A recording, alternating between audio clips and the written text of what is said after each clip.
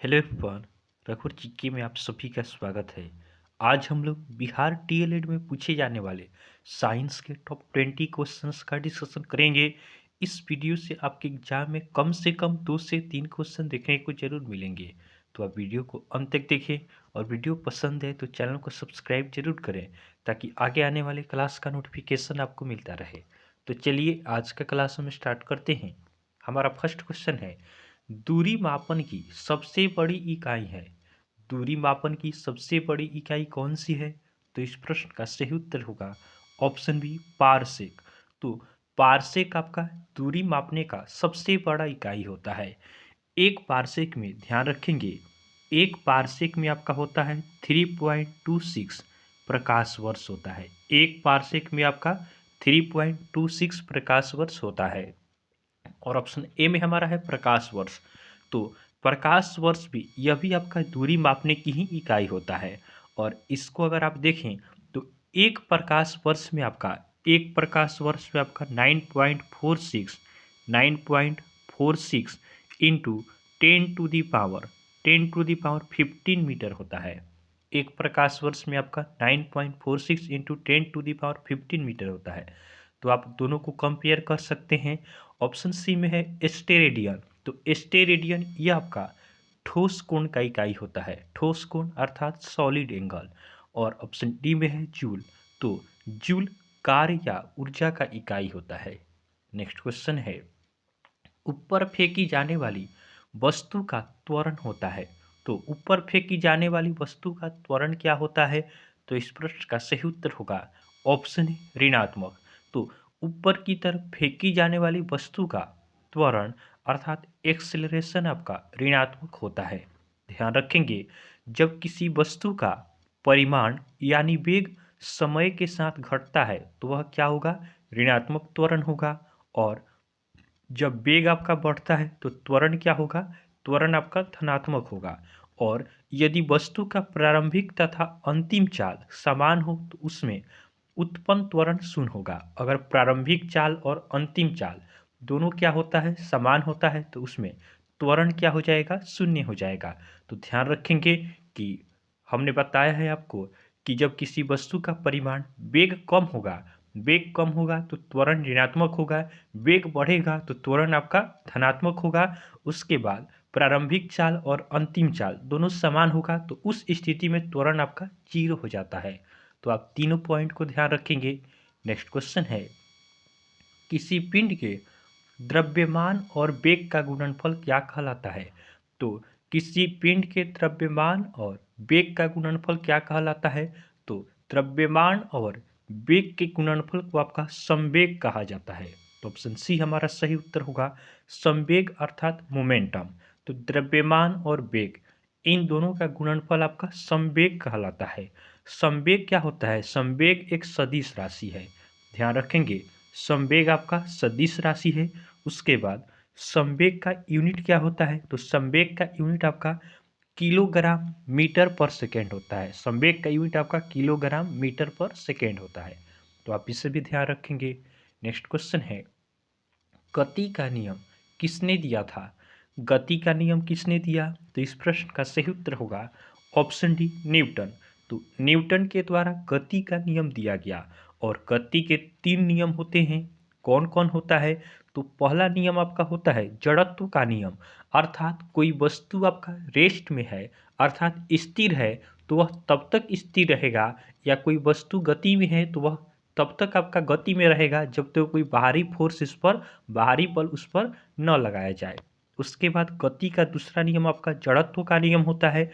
और गति का आपका तीसरा नियम होता है क्रिया प्रतिक्रिया का नियम, अर्थात जितना बल हम आगे की तरफ लगाते हैं उतना ही बल कोई वस्तु हमारे तरफ भी लगाता है।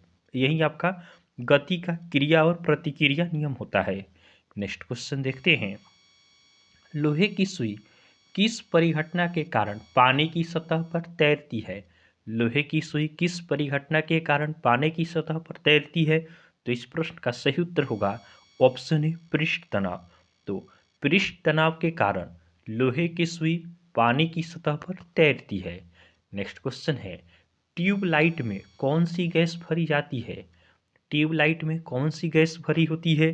तो इस प्रश्न का सही उत्तर होगा ऑप्शन डी आर्गन। तो ट्यूबलाइट में आर्गन गैस भरी जाती है। और ध्यान रखेंगे यह गैस क्यों भरा जाता है? आर्गन गैस हो गया या इसको अक्रिय गैस भी कहा जा सकता है। तो बल्ब में आपका आर्गन गैस इसलिए भरा जाता है ताकि टंगस्टन धातु का आपका वाष्पीकरण न हो सके। नेक्स्ट क्वेश्चन को देखते हैं। यदि किसी परिपथ में धारा की दिशा लगातार बदल रही हो तो इस प्रकार की धारा को क्या कहते हैं? यदि किसी परिपथ में धारा की दिशा लगातार बदल रही हो तो इस प्रकार की धारा को क्या कहते हैं? तो इस प्रश्न का सही उत्तर होगा ऑप्शन बी प्रत्यावर्ती धारा। जब धारा की दिशा लगातार बदलेगा तो उसको प्रत्यावर्ती धारा कहेंगे, और धारा की दिशा जब समय के साथ न बदलेगा तो उसको दिष्ट धारा कहेंगे। तो ध्यान रखेंगे कि धारा की दिशा लगातार बदलती है तो प्रत्यावर्ती धारा, और समय के साथ धारा की दिशा अगर न बदलेगी तो आपका दिष्ट धारा होगा। नेक्स्ट क्वेश्चन है, सर्वाधिक भंगुर ठोस पदार्थ कौन सा है? सर्वाधिक आपका भंगुर ठोस पदार्थ कौन सा है? तो इस प्रश्न का सही उत्तर होगा ऑप्शन सी टंगस्टन। तो टंगस्टन आपका सर्वाधिक भंगुर ठोस होता है। और इसके साथ याद रखेंगे कि सर्वाधिक आघात वर्धनीय क्या कौन होता है? तो सर्वाधिक आघात वर्धनीय आपका सोना होता है। नेक्स्ट क्वेश्चन को देखते हैं। निम्नलिखित में से कौन सा सदिश राशि है? तो सदिश राशि कौन सा है? तो सदिश राशि किसको कहते हैं? सदिश राशि अर्थात वेक्टर क्वांटिटी। तो a quantity which have magnitude and direction, जिसके पास मैग्नीट्यूड और डायरेक्शन दोनों होता है उसको आपका सदिश राशि कहा जाता है। तो इसमें से सदिश राशि कौन सा होगा? तो ऊर्जा आपका सदिश नहीं है, यह अदिश राशि है। दूरी भी आपका अदिश राशि है, लंबाई भी आपका अदिश राशि है, लेकिन बल आघूर्ण यह क्या है? यह आपका सदिश राशि है। तो ऑप्शन डी हमारा सही आंसर होगा। नेक्स्ट क्वेश्चन है, अपवर्तनांक सबसे अधिक किस रंग का होता है? अपवर्तनांक सबसे अधिक किस रंग का होता है? तो बैगनी रंग का आपका अपवर्तनांक सबसे ज़्यादा होता है। और ध्यान रखेंगे सबसे कम अपवर्तनांक आपका लाल रंग का होता है। लाल रंग का अपवर्तनांक आपका सबसे कम होता है और बैगनी रंग का अपवर्तनांक सबसे अधिक होता है। नेक्स्ट क्वेश्चन को देखते हैं। यांत्रिक ऊर्जा को विद्युत ऊर्जा में परिवर्तित करता है। यांत्रिक ऊर्जा को विद्युत ऊर्जा में परिवर्तित करता है, कौन परिवर्तित करता है? तो यह डायनेमो करता है। ऑप्शन बी हमारा सही आंसर होगा। डायनेमो के द्वारा आपका यांत्रिक ऊर्जा को विद्युत ऊर्जा में परिवर्तित किया जाता है। और ध्यान रखेंगे विद्युत ऊर्जा को यांत्रिक ऊर्जा में आपका विद्युत मोटर परिवर्तित करता है। विद्युत ऊर्जा को इसका अपोजिट करना हो तो ये आपका विद्युत मोटर के द्वारा होगा। नेक्स्ट क्वेश्चन है, मानव शरीर का सामान्य ताप कितना होता है? मानव शरीर का सामान्य ताप कितना होता है? तो इस प्रश्न का सही उत्तर होगा ऑप्शन डी 37 डिग्री सेल्सियस। तो मानव शरीर का सामान्य ताप 37 डिग्री सेल्सियस होता है। या फॉरेनहाइट में देखें तो ये आपका 98.6 डिग्री फॉरेनहाइट होता है। या केल्विन में देखें तो यह 310 केल्विन होता है। 310 केल्विन। तो याद रखेंगे तीनों में से कोई भी आपका पूछा जा सकता है। नेक्स्ट क्वेश्चन देखते हैं। दीर्घ दृष्टि दोष को दूर करने के लिए प्रयुक्त किया जाता है।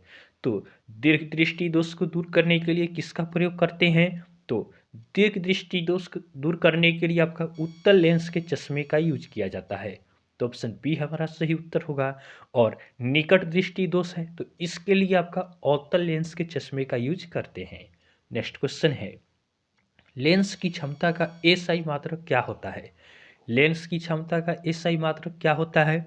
तो लेंस की क्षमता का एसआई मात्रक आपका डाईऑप्टर होता है। तो ऑप्शन ए हमारा सही आंसर होगा। अब लेंस की क्षमता किसे कहते हैं? तो लेंस की क्षमता आपका फोकस दूरी का व्युत्क्रम होता है। लेंस की क्षमता का बात करें तो यह आपका फोकस दूरी का व्युत्क्रम होता है, अर्थात 1/f होता है। तो इसका तो एसआई यूनिट डाईऑप्टर हो गया। एक और यूनिट यहाँ से हम बना सकते हैं 1/f क्या है? फोकस दूरी है, तो दूरी का यूनिट क्या होता है? मीटर होता है। तो 1/मीटर को हम क्या लिख सकते हैं? Metre inverse. तो यह भी आपका लेंस की क्षमता का एसआई यूनिट हो जाएगा। और ध्यान रखेंगे ऑप्शन बी में ओम दिया गया है। तो ओम आपका प्रतिरोध का मात्रक होता है। और ऑप्शन सी में है जूल। तो जूल आपका कार्य या ऊर्जा का मात्रक होता है। नेक्स्ट क्वेश्चन देखते हैं, प्राथमिक रंग कहलाता है। तो प्राथमिक रंग कौन कौन होता है? तो प्राथमिक रंग आपका लाल, हरा, नीला, ये तीनों आपका प्राथमिक रंग होता है। तो ऑप्शन डी हमारा सही आंसर होगा। इन्हीं तीनों प्राथमिक रंगों को मिलाकर अन्य रंगों को बनाया जाता है। तो प्राथमिक रंग पूछेगा तो याद रखेंगे लाल, हरा और नीला। नेक्स्ट क्वेश्चन है, सामान्य आंख के लिए सुस्पष्ट दृष्टि की न्यूनतम दूरी होती है। सामान्य आंख के लिए सुस्पष्ट दृष्टि की न्यूनतम दूरी कितना होता है? तो इस प्रश्न का सही उत्तर होगा ऑप्शन सी 25 सेंटीमीटर। तो सामान्य आंख के लिए सुस्पष्ट दृष्टि की न्यूनतम दूरी आपका 25 सेंटीमीटर होता है। नेक्स्ट क्वेश्चन देखते हैं, ध्वनि की चाल अधिकतम होती है। तो ध्वनि की चाल अधिकतम किस में होता है?